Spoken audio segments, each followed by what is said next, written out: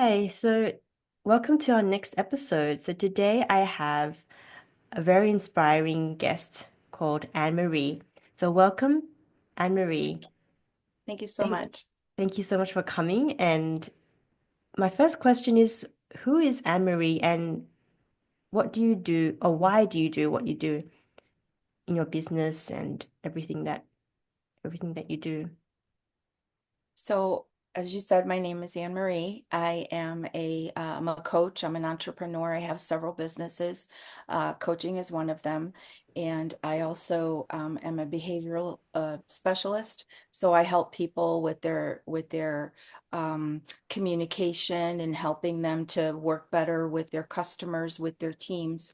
I also I believe in creating like the whole person for us to be whole in all different areas of life. So physically, spiritually, emotionally, financially. So I cover all of those things when I coach my clients.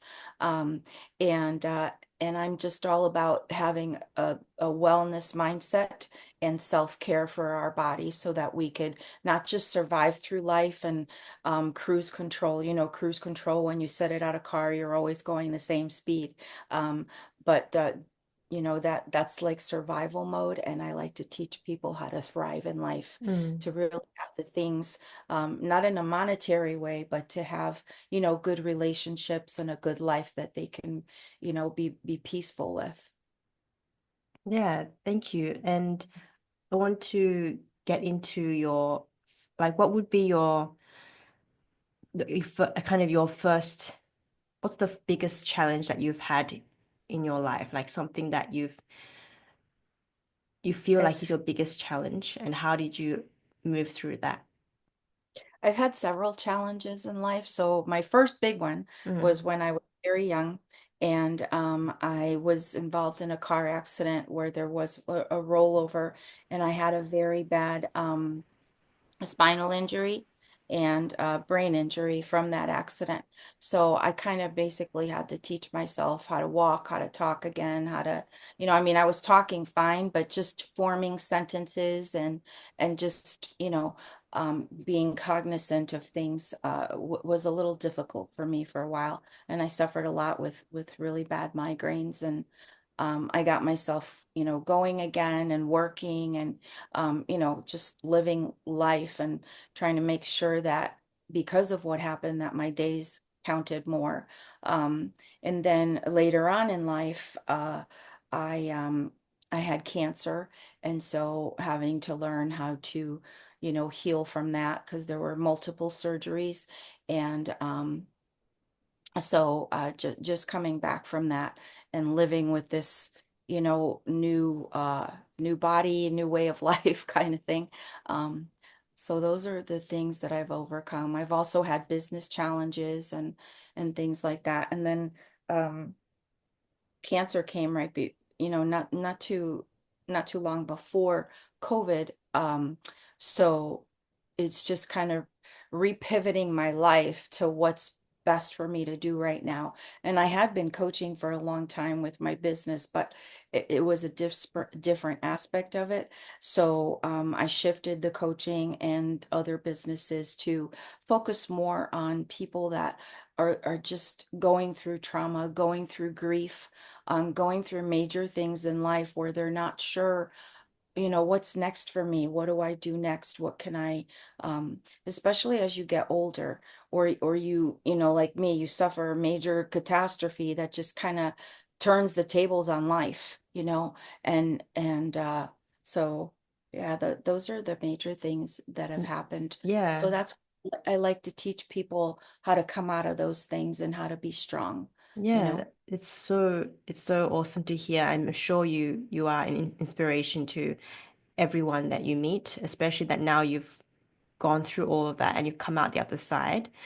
I like to talk a bit about grief because I also work with releasing emotions in like people who have that stored in them. So yeah, I'd like to hear what your experience was with releasing grief and like the whole process, like what your experience was. You said, I think before you mentioned that there was some like a 5-step process.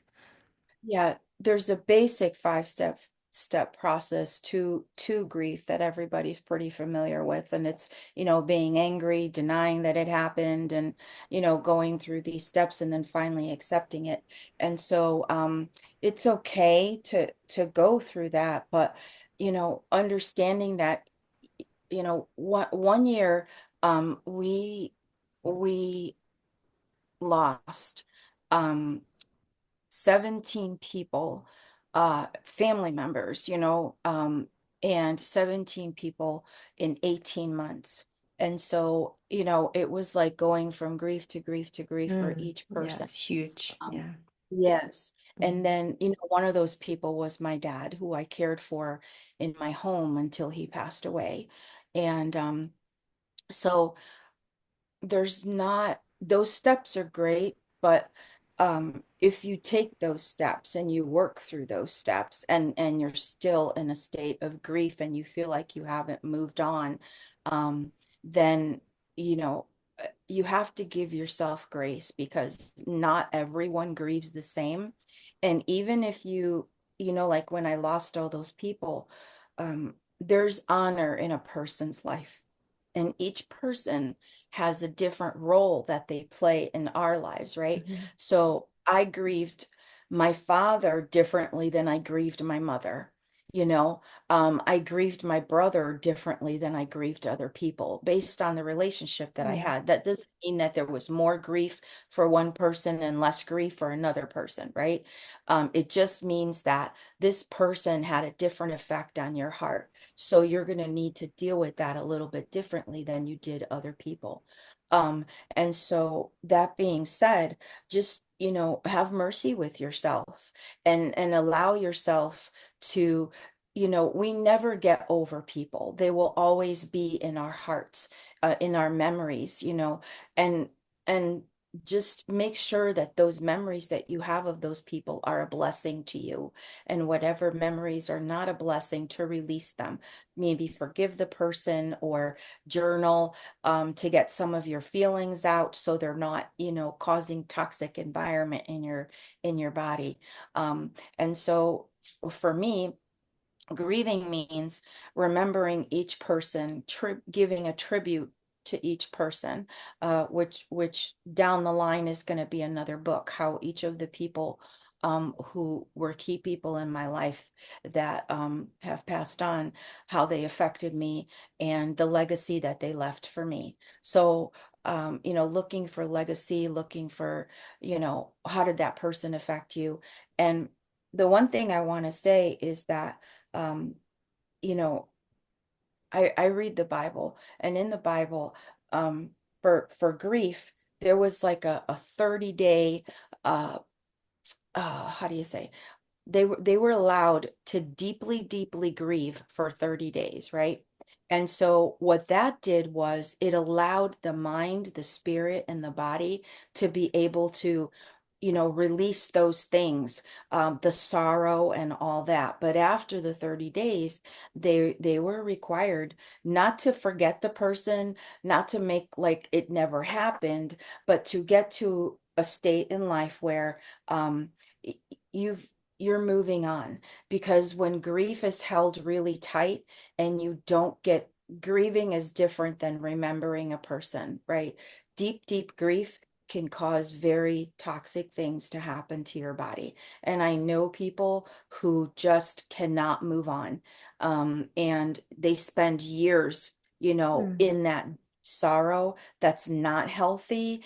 And that unhealthiness goes through your body, and it can cause things that aren't good for you, you know? And so moving through the process to remember the person, to keep their memory alive, to to be in a state of, this happens in life. People are here and then they're not.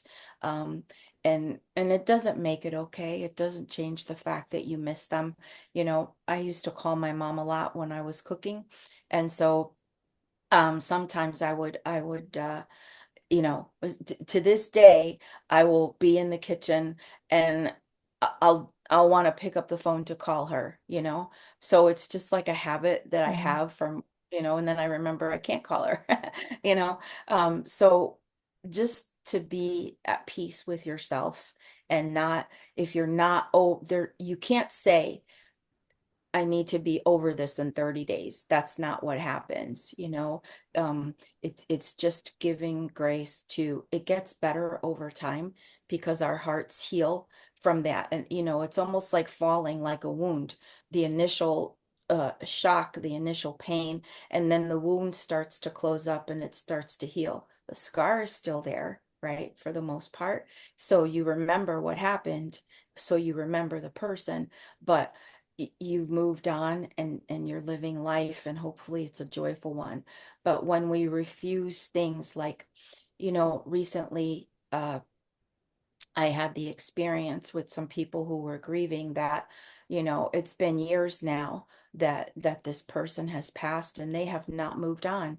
And not moving on for that particular person meant not going to family events, which what happens when you don't engage, you know, you could have made memories at that event with the people who are still alive, but Yeah. you chose to stay in a state of grief and not, you know, take advantage of those relationships of people that are close to you.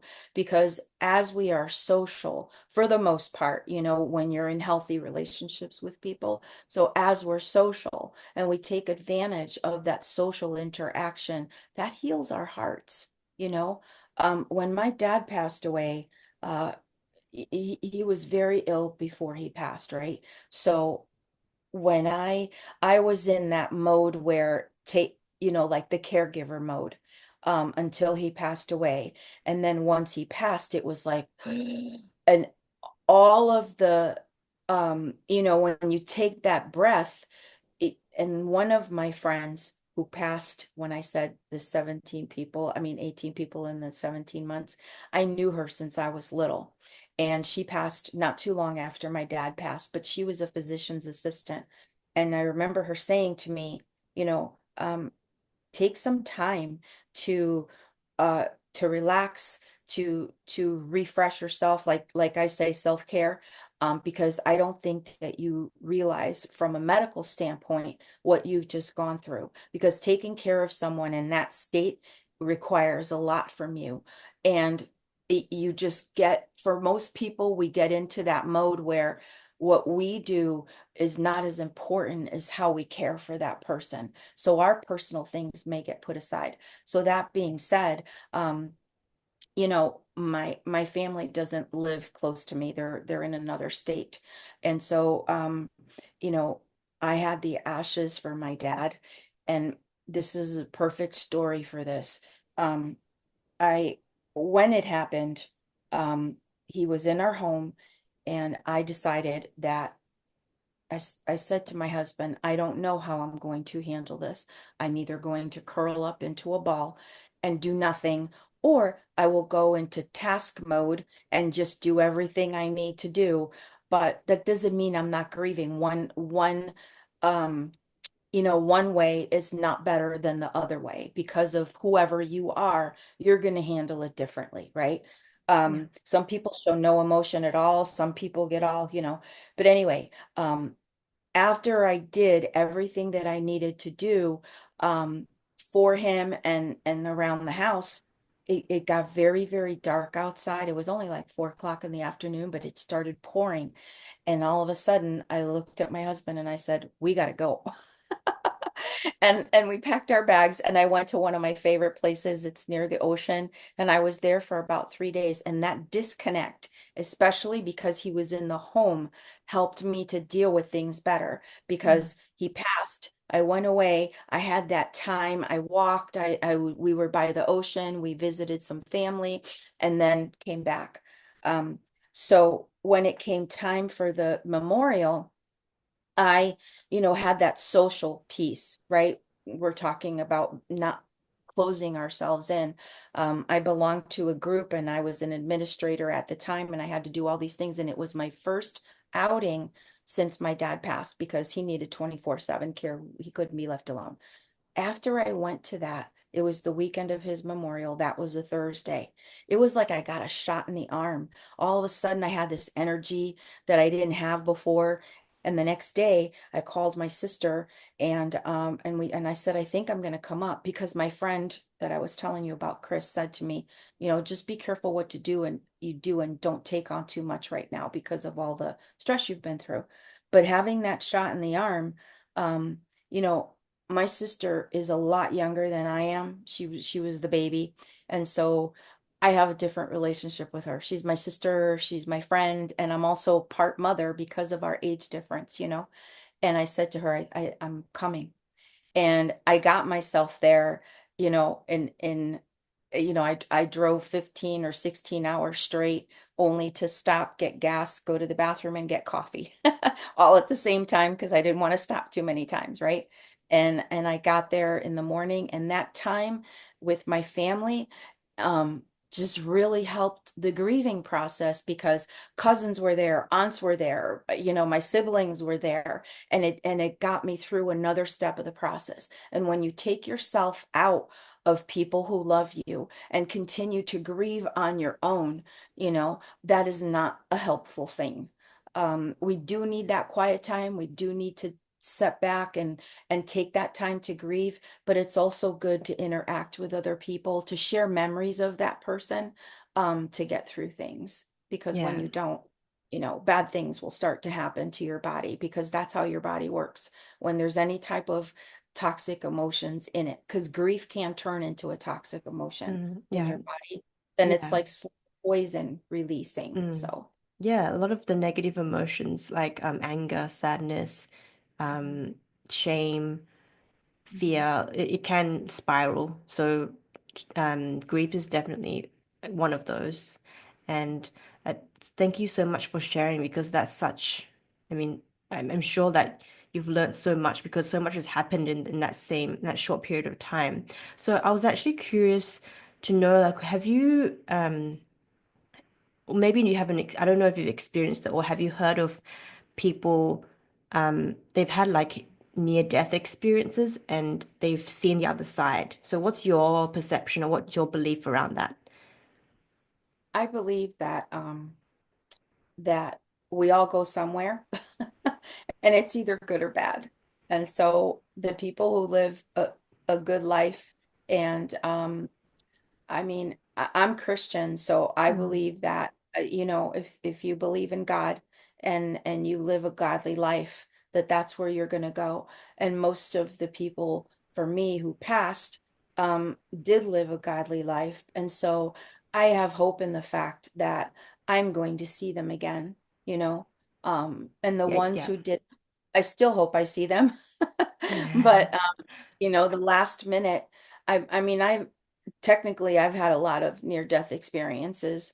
I didn't, see any, white light or anything Mm, like that, but I did have experiences where I know that someone or something was there to save me. mm, Because, when I was having the accident, I didn't know that the wheel was falling off. I was going from one side of the highway to another. And thankfully, pardon me, it was so early in the morning that there weren't many cars on the road. mm, And so, the song that was playing on the radio, the things that I heard in my mind, the things that my body did, because when I lost control of the car, after a couple times of going from one side to the other, hitting the guardrail, then going to the other side, I heard let go of the wheel, and I did let go. And I thought to myself, oh my God, I'm going to die. And I just passed out. I don't remember what happened after that, but there were people around me that saw what happened that came to see me at the hospital after, right?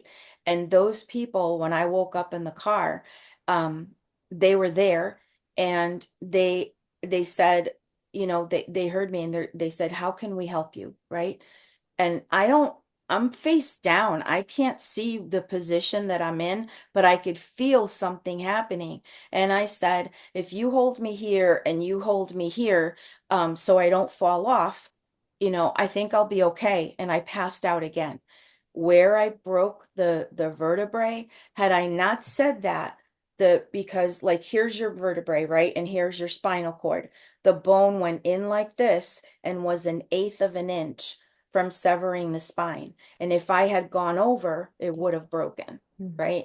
And so those are things that I think happen where it could have been worse, but it wasn't. Yeah, So I think there's a lot of that, so those are my experiences, even with cancer.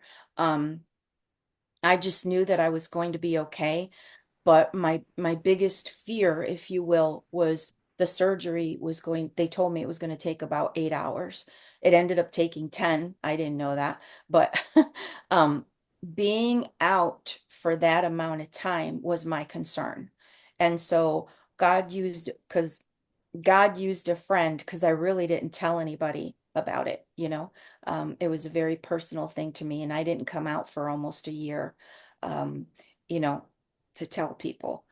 And I remember a friend of mine who was very dear, who no longer lives very close to me. They're like hours away from me, but she's like my sister. And she called me and she said, "Guess where I am?" Her sister doesn't live too far from here. And so she's she came over for a cup of coffee, and that to me was like God sending somebody to me to let me know it's going to be all right, that you don't have to fear, yeah, being under anesthesia for that long. So little things like that mean a lot to me. yeah, And they're God winks, it's like God is saying, I know you're going through this, but I'll take care of you. yeah.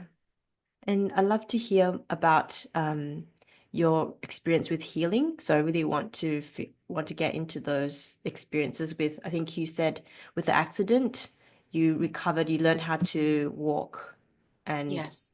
talk again, and also with your recovery from cancer.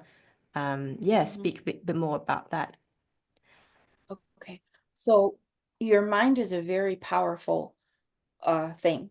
Hmm. And for me, when I was laying in that bed, um, they had me laying flat. Obviously, I couldn't walk because they wanted because the bone, I mean, the spinal cord was so critical to being severed. Mm. They had me laying flat for months. And then they would come in. I think it was after the third month that I was flat. They would come in, put me on a board very carefully, and take me downstairs to x-ray because the doctor was afraid that if they operated that it would sever the spinal cord. And so after like the second or third month, I can't remember right now because it was a couple decades ago, they would take me downstairs for the x-ray. And so the bone started healing itself and started going back straight the other way. And after a while he thought, you know we're going to just let it stay like this, right? Because it's healing on its own. So we're not going to operate. So I started thinking, I just heard in my mind one day, if you want to walk, then you have to start thinking. And that was really weird for me. Mm. Think what Yeah. you're gonna just to walk, right? Mm. So I said, okay. And then I just heard in my head, try to wiggle your toes. So it took a while, and it was like I heard brain tell your toes to wiggle. So Mm. that's what I did.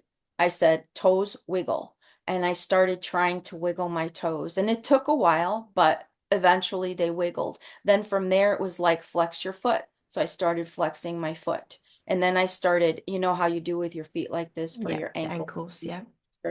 So it was just like a little bit at a time. And I really started seeing the power of what the mind could do because it does control your body. And it does it to the point where, we're breathing right now, but we're not thinking, I have to breathe in, I have to breathe out. Yeah. It's just something that the body does. And so the brain knows how we need to be healed, but we just have to look for it. We have to expect that healing and we have to look for ways to receive that healing. And it was a huge process.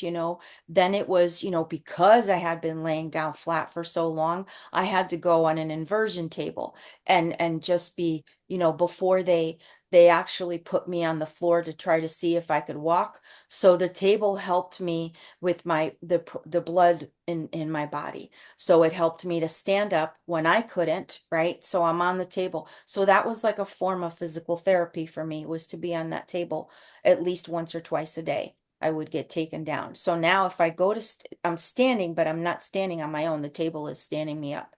And then from there, it was like, okay, um, I had it, they gave me a brace. I had to wear a brace to keep my Mm. spine straight. And then from there, it was crutches, walking on crutches, so all of these steps that took a while, but just little steps. And I know that, just one day, the other day I was sharing with someone that I don't know what happened, but I just it was winter time, and I'm going through this whole process, and anger isn't a bad thing, because healthy anger leads us to places where we can really get healing, right? So when anger becomes unhealthy is when you hang on to it for a long time, you Yeah. don't release the emotion, you're angry with people, you're angry with yourself. So um, anger is good if it's processed in a good way, and not used for, um, and I think that we know because we have a thermometer. I feel like we all have a thermometer in us, and we can choose to be a brat and continue in that anger, or we can choose to, you know, um, use that anger in a healthy way to catapult you to make a decision that's going to be helpful for you. That's what anger's for. It's anger's there to see what's right and what's wrong and fix it. It's not there for you to hang on to, for you to use bad words, when you're angry and lash out at other people. That's not what it's about. It's to help you see a situation that needs to be changed, that if you weren't in that mode, you probably wouldn't change it, or you wouldn't see how to change it, right? Yeah. Yeah. So I remember taking the crutches, and where I was on, the floor is level with the ground. So I was able to walk out, go to my car, because I love to drive. And I had a little sports car at the time. And I, with my crutches, went across the ice and got in the car and thought to myself, I said, I want my life back, And I got in the car. I was going to drive around the neighborhood, and but then I realized I couldn't even get myself out of the driveway. So there's no way that I'm making it around the neighborhood. And so, but it was a good thing to get up and to do that. But also realizing that, maybe I should wait a while before I actually do that again. Um, so at times it was very frustrating. There was anger, but I had to, you know, think of what's the silver lining. The silver lining is that I could walk. They told me I wasn't going to, but I am. So I hung on to things that gave me hope. The same thing with cancer, it happened, and I'm grateful that, for a lot of people, some of my friends and people that even my mom, I watched them go through chemo, radiation, all of loss of hair. I didn't have any of that. For me, it was being tired all the time. It was being mentally drained, physically drained, and just slowly coming back. um and being able to walk again, because of all of the surgeries and everything, having that, I could go to the store and be there and do my own shopping without someone having to help me. Little things like that. And eventually over time, you gain the strength and you get your life back. But realizing that, healing is a process, doesn't Yeah. happen overnight, um, and being gentle with ourselves, but taking the steps that we need to take to get that healing. Um, I think for me, I used oils. I'm big with oils, and so I would diffuse oils that would help my mood, Mm. that would help me heal. I used oils on my scars so that they would heal better. Um, so just different things that, I did research on, to help myself, be healed, because we need to, find things that are going to help us to the next chapter. Yeah. And So would you mean use like natural methods like yeah, foods, I use herbs? Yeah. seeds. Yeah. Yeah. Exactly. Exactly. For other people, it may be, Because you also, whenever you have surgery, you've got that anesthesia in you and you have to detox your body from that. Mm. It's helpful because you can have surgery, but you also have to detox your body from these chemicals that are now in you. Um, and for me, I can't even have I can't even have artificial sugar. So for me, my body's just a little bit different and that's okay. I've learned to live with it. And so I do things that are better for my body, you know. But Yeah. things happen in life, and when I look back, I I see the beauty, I see the goodness that came out of these, what other people would think are terrible things. It was a great time for me and my husband, when I was healing from the cancer. It was around Christmas time. My surgery was December 1st. So we spent the winter watching Christmas movies, and he would cook, and so it, I look at those things instead of the pain that was there, the wounds opening up again and having to go to the doctor and have them restitched so that they heal right. I didn't I don't remember those things as much as I remember that blessing of being, because when my dad passed in August, and I went for my physical in September, I had to go for the mammogram, all of those things, all, testing for those yearly things, and that's when I found out I had cancer. So it was only a few months Mm. after my dad passed that this happened. And so um you know it was a blessing to be able to spend that time with my husband, because he was able to stay home for quite a few months. And during that time, um, we came to the realization that he no longer wanted to be at the job where he was, because it was very stressful. He was there for, almost 40 years. And we found a plan for him that would work for us and that he was happy with. And so I just look at those things. I don't look at so much the cancer or my scars and what I went through in a negative way. I look at it as, you know, it enriched our relationship, and being able to sit there and watch the Christmas movies, and I don't know. I just look at those things. Yeah, I think I was about to ask you that. Like, what were the key things that you've learned through all these experiences? And I feel like I think you mentioned that you went, was it you went to the hospital because of your dad, and then not long after you went and you found out about the cancer. So maybe that visit was also maybe it was connected in some way, so you wouldn't have found out at that time if you hadn't gone to the hospital before. That's exactly right. Because my Yeah. friend Chris, that I was telling you about, who's a physician's assistant, we were new to this area. So before we moved to this area, we had all of our testing and physicals done because I wanted to give myself a year to find a good doctor. So we found a good practice that we were taking my father to. So she kept telling me, make sure you get checked, make sure you get checked, go for your physical, go for your physical. Okay, I'm going, just and when my father died in August, then it was, I because we were new patients, we had to wait a little bit longer to get into the doctor. So I didn't get in until October.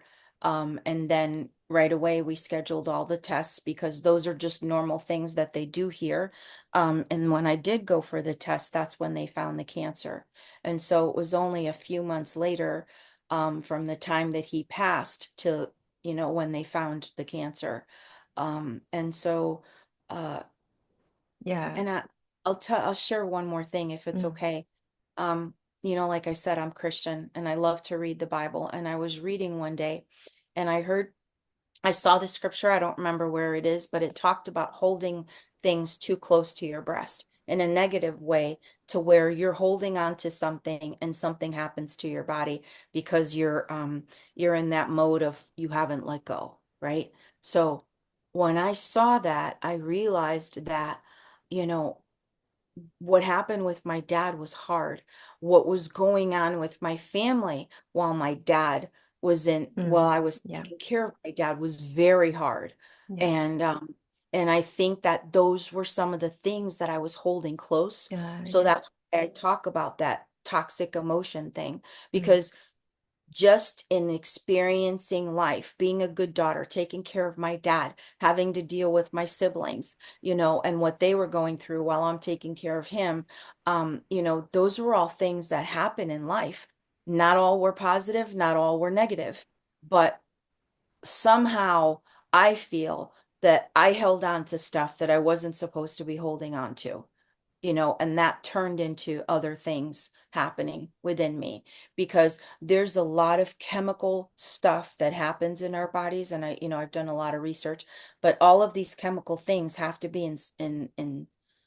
have to be positive, not negative, right? Because when we're in that anger, when we're in that grief, it's a different type of chemical release in our bodies than when we're hoping and we're in faith and Yeah, because the thing that got me through was hope, you yeah, know.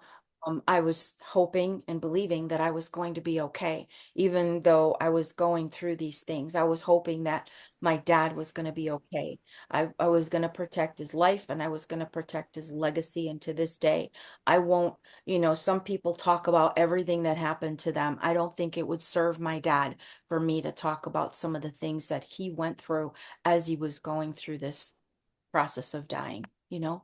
Um, so hope, being in a state of hope is great for the good chemicals to be in your body. Being in a state of faith is what produces good things to happen in life and in your body. And I know this because having gone through the brain injury, it's like being in a mental fog all day long. You're angry and you don't know why. You're just mad because you can't think straight. The migraines are so bad that you're completely out for the day. You and maybe a couple days after that, and the pain is intense.